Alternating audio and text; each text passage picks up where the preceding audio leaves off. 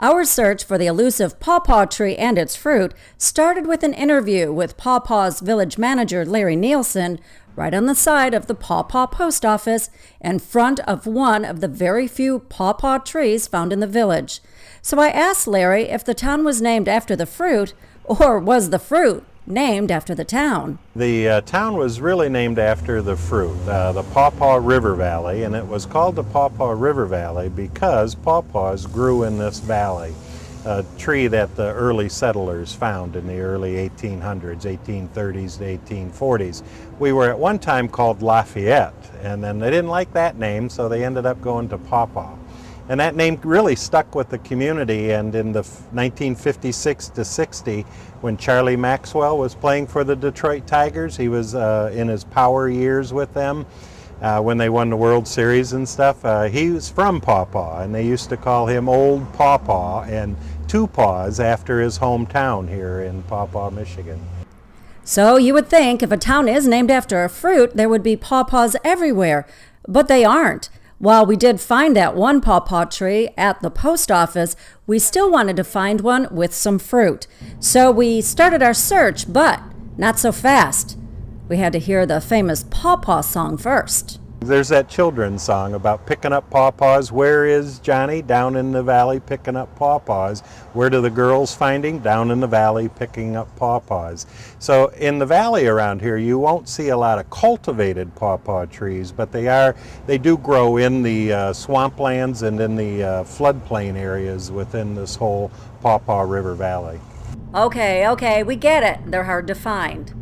So we got in the car and started our search. So here I am deep in the heart of the Paw Paw Valley, and I have yet to find a Paw Paw tree, let alone the Paw Paw fruit.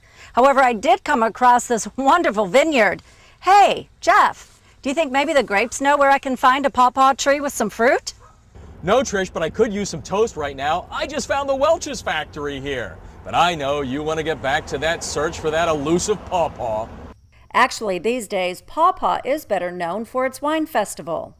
Finally, we turned up the gravel road, home of Wayne Russell, known to have one of the only Paw Paw orchards in the area.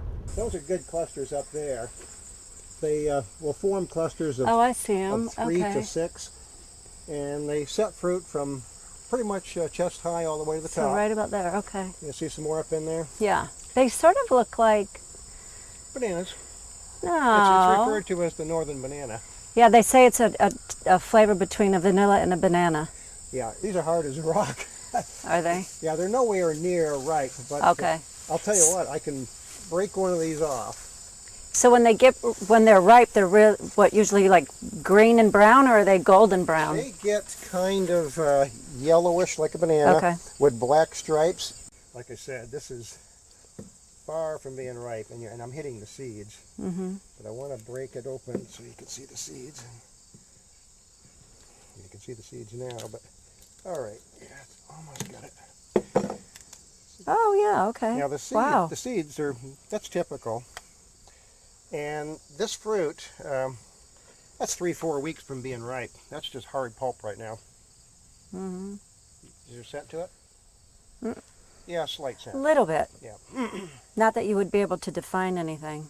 Well, now that Trish has found the elusive Paw Paw, I've got to try and tie it in with football here at the high school. And the easiest way to do that is the fact that Native Americans brought Paw Paw to Michigan, and the nickname of the Paw Paw football team is the Redskins. Makes total sense. Like most small-town football programs, Paw Paw has its lineage story to tell. Junior quarterback Andrew Buskirk is the 5th Buskirk to play for the Redskins. The fans are hoping for big things since Andrew's great-grandfather and grandfather played on undefeated Paw Paw teams. Jason Babin of the Philadelphia Eagles is probably the most famous former Paw Paw football player. The former Western Michigan star began his NFL career as the first-round draft pick of the Houston Texans in the 2004 NFL Draft. And then there's Butch Hindennock, who is the sports editor for Paw Paw's Courier Leader and is probably pretty much known as the keeper of all that is Redskin football.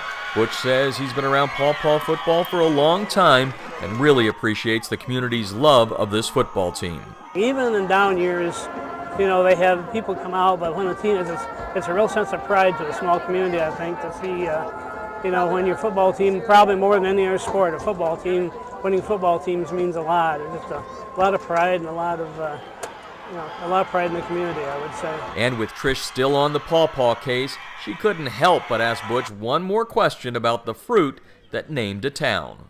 They're okay, but they got a lot of big seeds in them. They are like a banana quite a bit. They're kind of neat. I have some growing in my backyard, matter of fact. But Really? Do you have some fruit bearing right now? they're just not ripe yet. They're small yet.